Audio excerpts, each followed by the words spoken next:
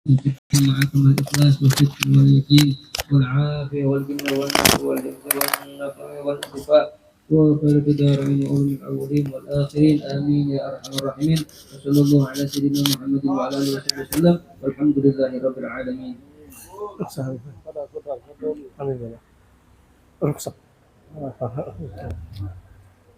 Bismillahirrahmanirrahim. Alhamdulillahi rabbil alamin. Wassalatu wassalamu ala asyrafil anbiya'i wal mursalin wa ala alihi wa sahbihi ajma'in, amma ba'du.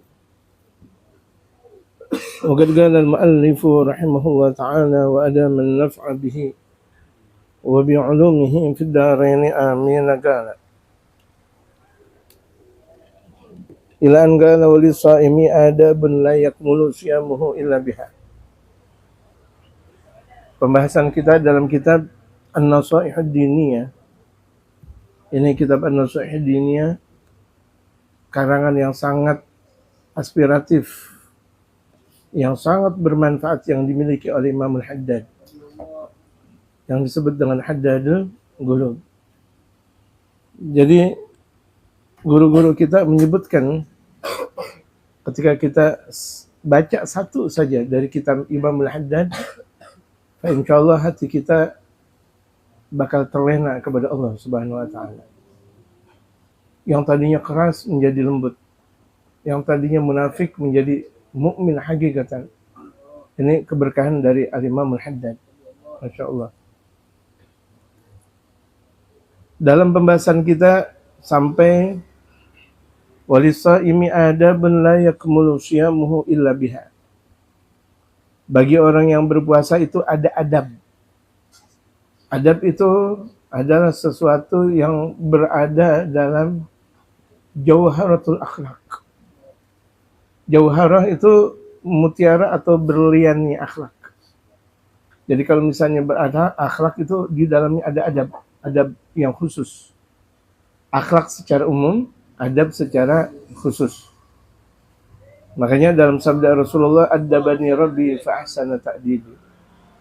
Aku langsung dididik oleh Allah Subhanahu wa taala dan dialah Allah yang langsung memperbagus adab kepadaku. Dan al-insan yu'rafu bil adabi la bi ilmi. Manusia itu dikenal dengan adabnya, bukan dengan ilmunya. Ilmu gampang.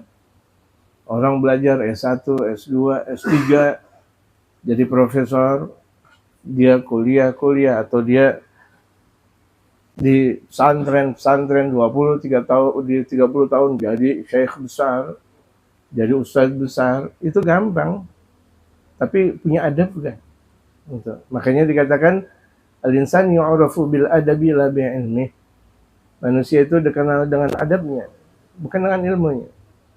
Tapi adab itu mencerminkan ilmu.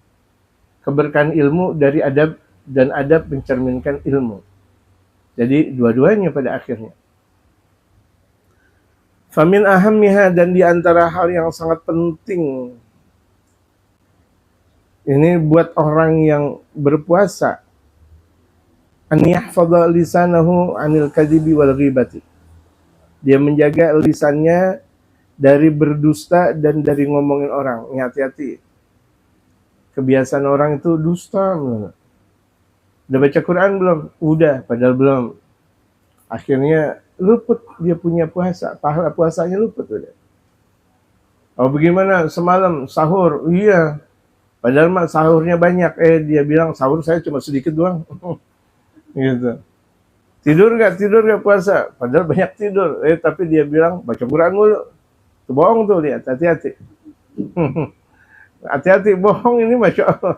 Menggerogoti. Orang dilihat dia benar atau tidak, lihat aja omongannya. Dia sering bohong nggak? Orang yang kebanyakan bohong, itu munafik udah. Kan Rasul yang bersabda, idza haddatha kadzdzaba. Ayatul munafik, itu salah itu. Idza haddatha kadzdzaba, kalau dia ngomong, dusta melulu. Allahu Akbar. Jadi ini kita sekarang berada di 5 Rajab ya. Apa ya? 5 Rajab. Sekarang kita berada di malam 5 Rajab. Yaumuz zar' artinya hari di mana kita membibitkan tanaman. Nanti Sya'ban yaumuz sugya, bagaimana kita menyiram tanaman. Wa Ramadan yaumul hasad, dan Ramadan itu hari panen gitu. Biasanya dari mulai sekarang jangan sampai ngomong dengan dusta. Dusta artinya bohong melulu. Wal ghibah dzikruka akhaka lima yakrah. Penyebutan engkau terhadap saudara engkau yang kira-kira dia dengar dia bakal benci. Ini biasa nih, terkadang ada teman kita hitam. Ya, si hitam datang. Si hitam datang. Betul memang teman kita itu hitam, atau teman kita pendek. Atau Atau bahasa Bogornya pendek apa? Kalau bahasa Betawi pendek kuntet. Enggak ada gede-gedenya tuh orang. Udah 20 tahun begitu juga, 30 tahun sebegitu juga. Itu kuntet namanya. Ya, datang tuh kuntet. Aduh. Betul dia kuntet. Ya, betul dia kuntet, betul dia hitam, tapi kan nggak perlu diomongin. Kalau diomongin itu namanya ghibah. Kalau lebih daripada itu, orang yang nggak kuntet, dibilang kuntet, itu namanya buhtan. Buhtan. Sayyidatuna Aisyah pernah ngadu sama Rasul Muhammad. Ini istri beliau. Sayyidatuna Aisyah ngadu sama Rasulullah Muhammad. Ya Rasulullah sallallahu alaihi wasallam, aku kedatangan tadi itu imra'atun ajuz. Ajuz, nggak perlu kalau kita belajar bahasa Arab, ajuzah. Yang namanya imra'ah, kalau imra'ah yang udah tua, ya ajuz. Gitu. Jadi itu konsep bahasa Arab yang sangat menarik. Biasanya kan kalau muzakkar, kalau na'at man'ut, na'atnya muzakkar, man'utnya muzakkar. Itu kan. Kalau yang disebut dengan imra'atun ajuz, artinya perempuan yang nenek-nenek. Artinya nggak perlu disebut nenek-nenek. Gitu. Dalam bahasa Arab, imra'atun ajuz, perempuan yang sudah tua renta. Makanya ini ada dalam bahasa Arab yang harus diperbaiki. Ngomong sama bapaknya, ajuz langsung. Tahu nggak ajuz? Ajuz itu asalnya dari orang yang lemah. Kurang bagus kita mengatakan bahwa ajuz ana ajuz. Ajuz orang yang lemah. Ya, jangan sampai kita katakan bahwa orang tua kita ajuz. Karena memang ajuz itu orang lemah. Baik, dalam bahasa syariat kita mengatakan walid. Kan kita mengatakan walidah itu lebih istimewa daripada kita katakan ajuz. Ini secara bahasa memang. Ulama-ulama lughah itu banyak ngomelin kita. Kalau tentang bahasanya itu agak sedikit kurang sesuai dengan syariat, itu diomelin kita dengan ulama-ulama bahasa. Gitu. Saya ada Ki Abdullah bin Nur di sini ya. Itu ahli bahasa. Gurunya para guru, Ki Abdullah bin Nur. Ini fotonya ada di atas ini. Mana fotonya? Betul, ini dia. Ki Abdullah bin Nur. Kenapa Habibah Alwi naruh foto Ki Abdullah bin Nur? Berarti ada sesuatu. Nggak mungkin beliau naruh foto Ki Abdullah bin Nur di Futuh Magharim tanpa ada sesuatu. Ya kan? Berarti kita ambil contoh. Di situ berarti qudwah hasanah. Dan kita harus lihat dauq guru kita. Seorang murid bisa berhasil kalau dia merasakan dauq dari sang guru. Jangan kita lihat di Futuh Magharim cuma foto begini-begini aja. Itu ada sirnya. Kenapa guru kita naruh foto fulan bin fulan, fulan bin fulan, fulan bin fulan, itu ada ma'ani katsirah. Itu terdapat banyak arti yang sangat banyak. Walhasil intinya kita berbaik sangka dan ambil tuh guru hasanah. Itu beliau ahli sejarah. Begitu juga ahli bahasa. Dengan menyatakan ajuz, beliau komentar. Dulu kan beliau ngajar di TVRI. Tahun berapa? Tahun 50, 60. Udah lahir? Belum. Saya juga belum lahir. Ya. Kita semuanya belum lahir. Udah lahir? Belum. Jadi kita diajarkan jangan biasakan dusta dan ghibah. Ghibah itu ngomongin orang. Walaupun kenyataan bahwa orang itu memang nggak benar atau jelek, itu namanya ghibah. Kalau lebih daripada itu semuanya namanya buhtan. Sayyidatuna Aisyah langsung adu kepada Rasulullah, ya Rasulullah, aku kedatangan nenek-nenek. Faqad bahati. Engkau sudah buhtan, ya Aisyah. Oh, langsung minta maaf kepada Rasulullah. Kemudian manggil tuh nenek-nenek yang tadi dia bilang nenek-nenek. Wahai perempuan, saya minta maaf, saya minta maaf. Kenapa? Ya Ummul Mukminin, kenapa engkau minta maaf kepadaku? Rasulullah tadi negur aku bahwa aku sudah berbuat dosa. Lah, engkau nggak pernah berbuat dosa, wahai Ummul Mukminin. Aku diomelin oleh baginda Rasulullah. Karena tadi aku salah ngomong. Yang harusnya saya bilang perempuan, nggak sakit saya mengatakan nenek-nenek. Aku udah ridho. Andaikan engkau nggak mengatakan seperti ini, aku udah ridho dunia akhirat. Fafarihat Aisyah radhiyallahu anha. Diceritakan dalam riwayat bergembira. Dalam gembiranya Sayyidatuna Aisyah hatta kadat antatira. Sampai beliau seakan terbang.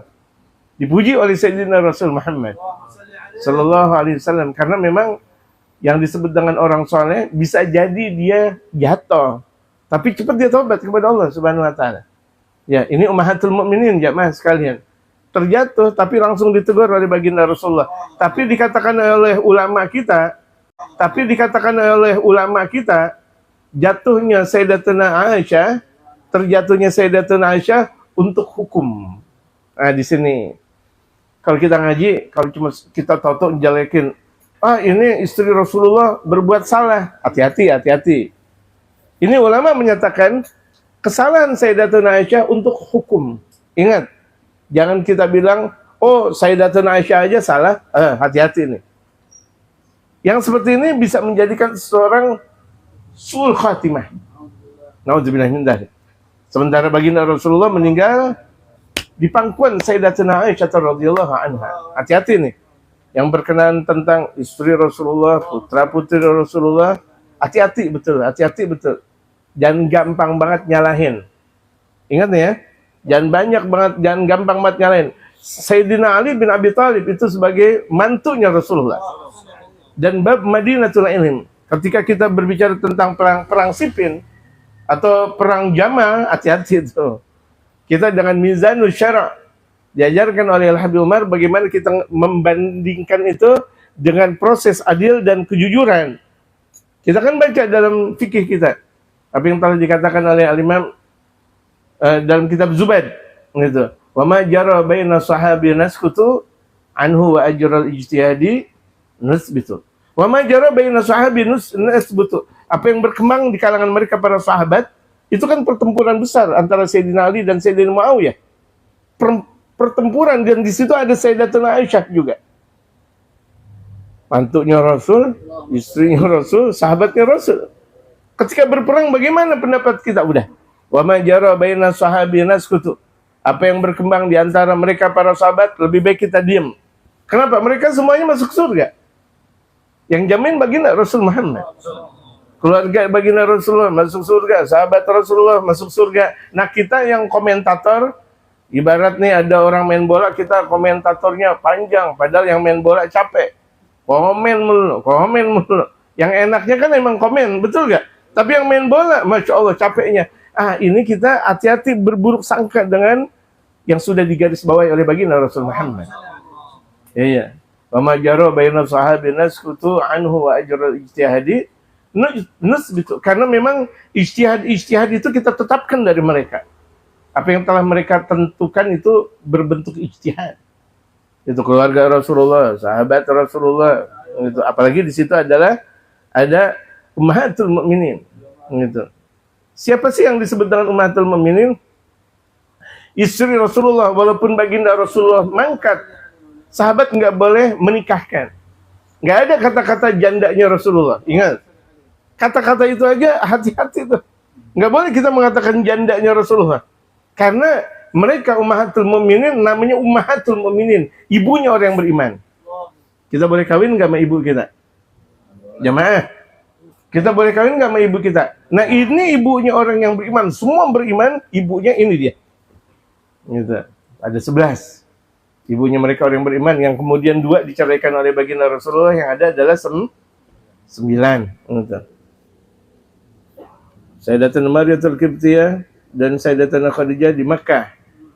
Sayyidatuna Maryah di Abwa, Sayyidatuna Khadijah itu di Makkahul Mukarramah, ya kan? yahjun. Kemudian yang lainnya itu dibagi al-gharqad. Semuanya bersamaan.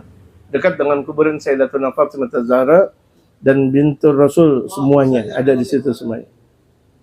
Wa 'anil khawdi fi ma la ya'ni, dan menjaga, bagaimana engkau menjaga urusan yang enggak penting. Omongan dalam tapi enggak penting. Ngapain sih ngomong-ngomong masalah keluarga orang lain? Oh, tuh dia baru cerai ya. Terus diomongin lagi. Enggak boleh, enggak boleh. Mendingan kita mendalamin tentang pengajian, mendalamin tentang zikiran. Itu al-khawd, itu artinya mendalami ucapan yang tidak penting. Bahkan dikatakan oleh mereka para ulama-ulama sufi, andaikan kita berjalan, kemudian ada orang lagi bangun rumah. Kita berjalan, ada orang lagi bangun rumah. Nggak perlu kita bilang, ini rumah kapan jadinya? Lama banget nih rumah jadi. Ini nggak perlu kita ngomong. Kenapa harus ngomong yang begitu? Nggak ada manfaatnya. Ini orang pakai kain jelek banget. Hati-hati, ucapan-ucapan yang keluar menandakan bahwa hati kita, itulah hati kita.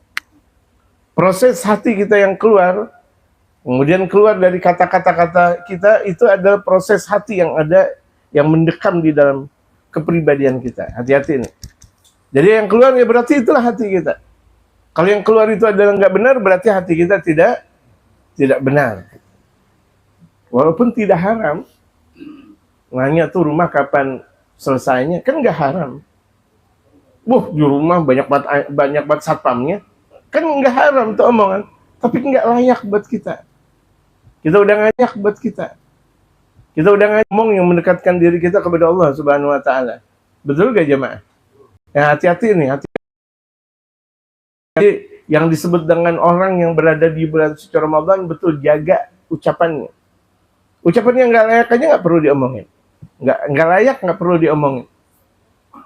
Itu tuh lihat kalau ngaji, itu bajunya jelek banget. Pertama dia ghibah, kedua nggak layak dia ngomongin. Nggak penting. Gitu. Ini banjir mulu, nggak layak dia ngomongin. Mendingan dia zikir kepada Allah. Kecuali dia kalau misalnya ngomong sama pejabat, yang kira-kira itu dia pejabat di pejabat daerah tersebut, kita katakan, nih Pak, ini banjir mulu. Berarti dia bakal memperbaiki kebanjiran. Omongan yang ada manfaat, itu adalah suluh namanya. Tapi omongan yang tidak ada manfaat, itu dharar namanya. Nggak ada manfaatnya. Gitu. Nggak ada manfaatnya. Gitu. Ini lihat. Apalagi orang yang ada sering perempuan, hati-hati, jangan diberikan candaan. Kalau lihat perempuan, aduh, sayang nih, cantik, mubazir, hati-hati, nggak boleh buat candaan kayak gitu. Jangan kita ngomong kayak gitu. Kan banyak sebagian orang menyatakan, melihat kecantikan orang, nggak dilihat. Bagaimana? Dilihat. Gimana? Begitu kan? Kalau dilihat gimana, nggak dilihat mubazir. Nggak boleh ngomong kayak gitu. Mubazir itu sesuatu yang benar kemudian berkelebihan, itu namanya mubazir. Bagaimana mungkin perbuatan haram kemudian dikatakan mubazir? Kan kelihatannya bercanda kan? Itu, waduh cantiknya luar biasa. Tapi gimana dong kalau ngelihat dosa? Tapi kalau nggak ngelihat mubazir gitu. Hati-hati nih ngomong. Jamaah, hati-hati ngomong yang kayak gitu, nggak layak, dan itu bukan buat bercanda, bukan buat bercandaan. Imam Al-Haddad di kesempatan berikutnya itu menyatakan, orang yang ngomong-ngomong yang nggak layak itu justru yukhsha an yukhtam lahu bisul khatimah. Dikhawatirkan meninggalnya dalam keadaan su'ul khatimah. Nih hati-hati nih, betul-betul mulut kita bersih dari maksiat, mata kita nih bersih dari maksiat. Satu kita ngelihat perempuan dengan syahwat, itu ada dalam satu riwayat ketika dalam keadaan sakaratul maut nggak mampu melihat orang yang ada sekitarnya, nggak mampu. Padahal orang-orang yang ada sekitarnya lagi talqin, lagi baca yasin, matanya nggak mampu untuk dia buka. Dalam satu riwayat dia pernah melihat satu kejadian maksiat. Dalam perjalanan dia ngelihat perempuan terjatuh dari onta, kemudian tersingkap terlihatlah pahanya.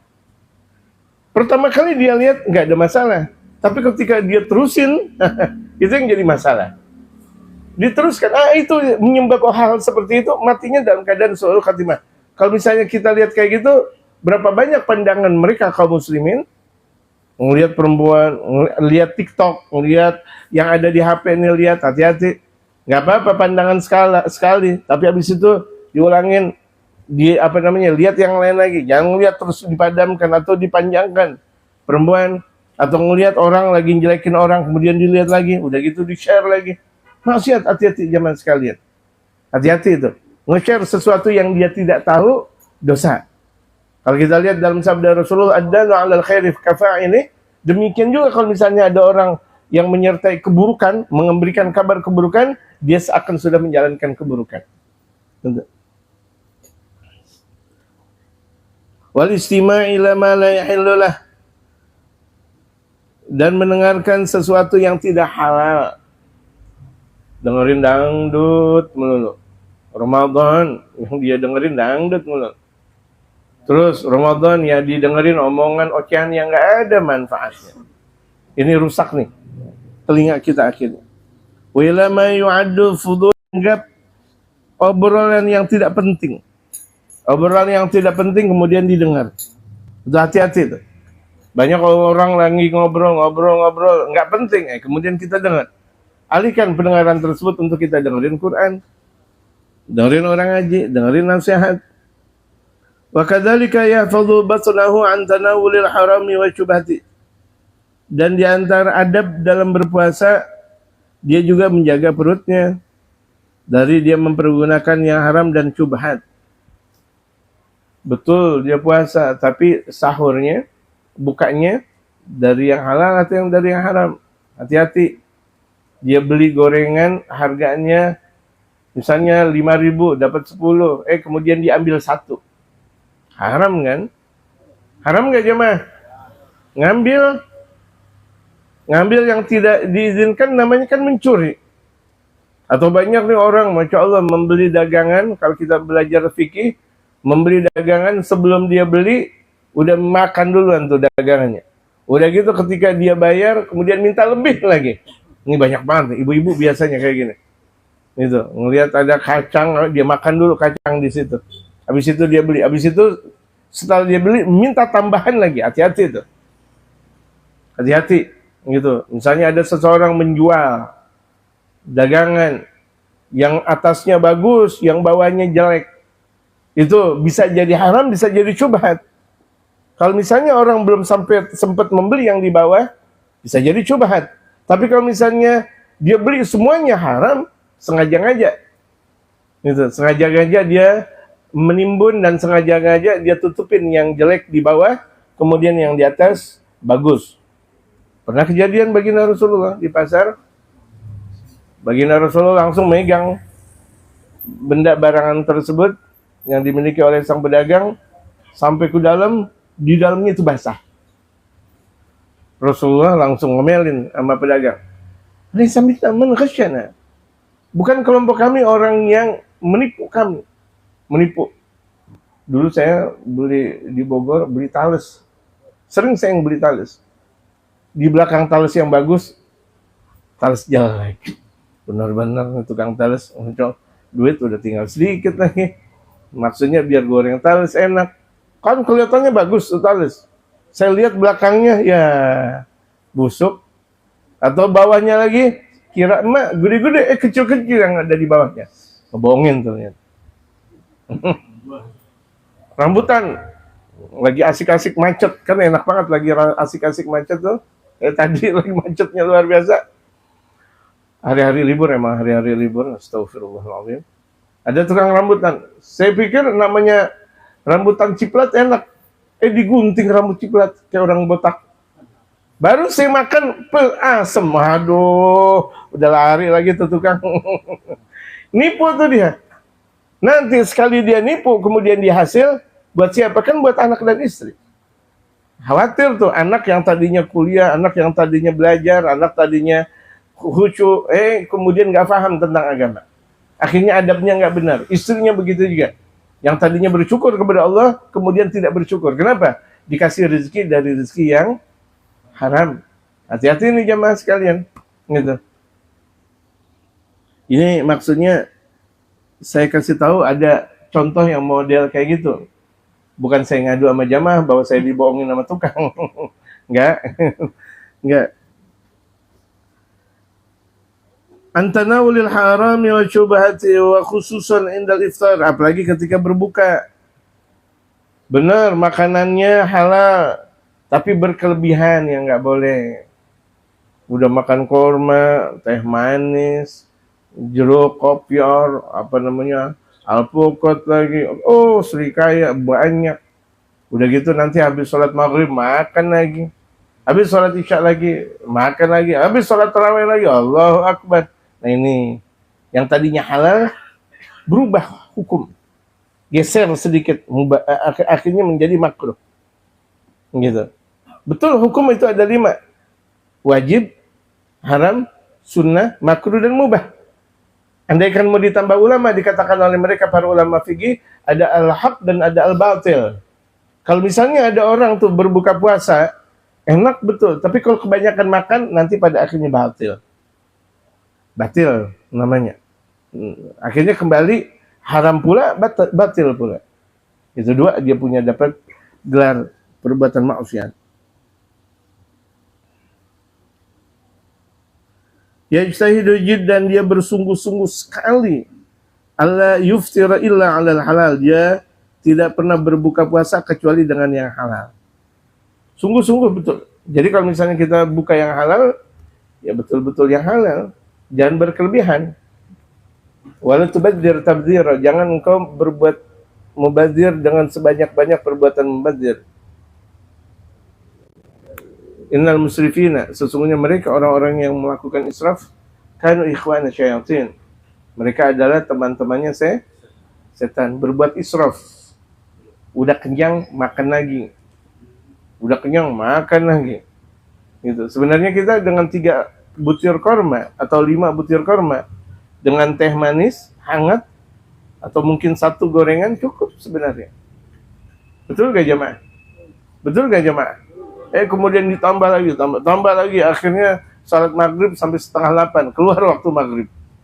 Dia bilang Allah Maha Pengampun. Pengampun bagaimana? Dia sengaja untuk keluar dalam ajarannya Allah Subhanahu wa taala dan Rasul Muhammad. Tarawih nanti akhirnya dia ketiduran karena kebanyakan makan.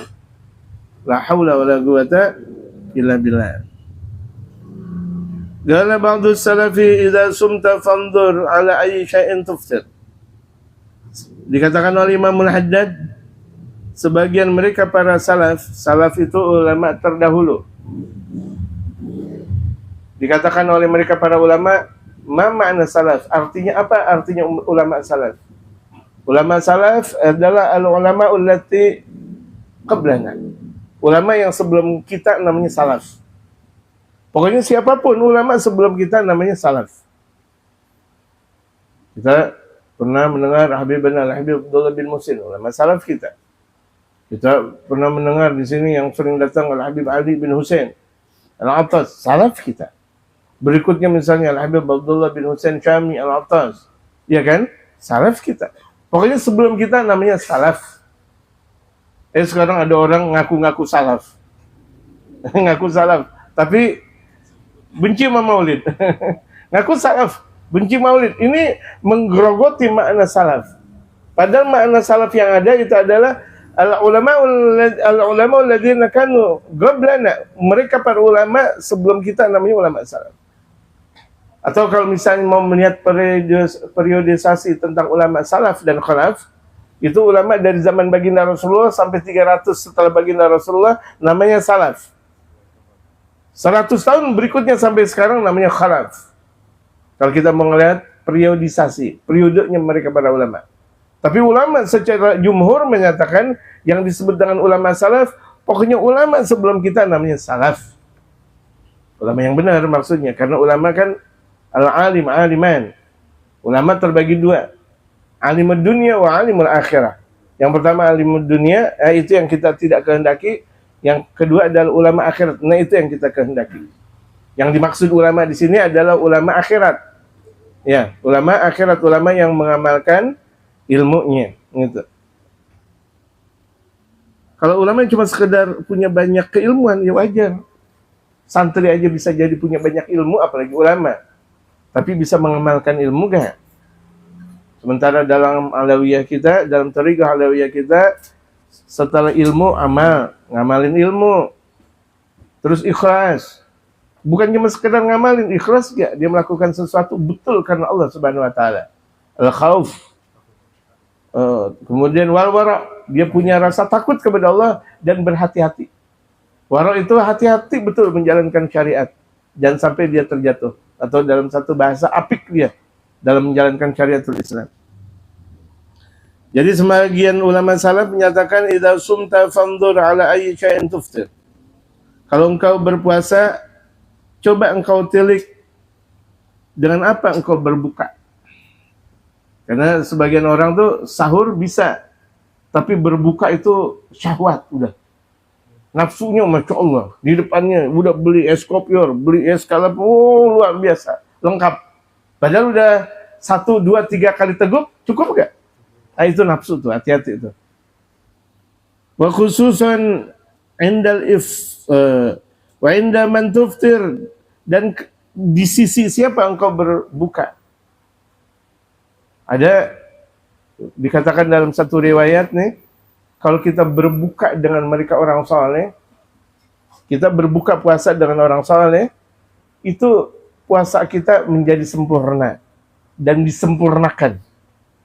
Bisa jadi tuh kita Ramadannya bagus, ibadah, zikir, sebagainya, tapi ketika kita berbuka, nah ini. Jadi penutupnya ketika kita berbuka. Di antara nilai keberkahan seseorang dalam berpuasa, kepada siapa kita berbuka. Makanya kan banyak ulama-ulama ketika berbuka, dia di mana? Di masjid, di musola, dengan para ulama-ulama saleh, minimal dengan keluarga, yang sebelumnya didahulukan dengan doa, asyhadu an la ilaha illallah, astaghfirullah, nas'alukal jannata wa na'udzubika minan nar. Itu doanya Rasul. Ketika Rasul di bulan suci Ramadan memperbanyak doa-doa seperti itu.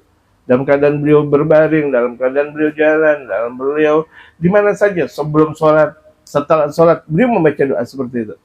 Nah, kita pantas dan layak sebelum berbuka puasa kita menjalankan doa seperti itu.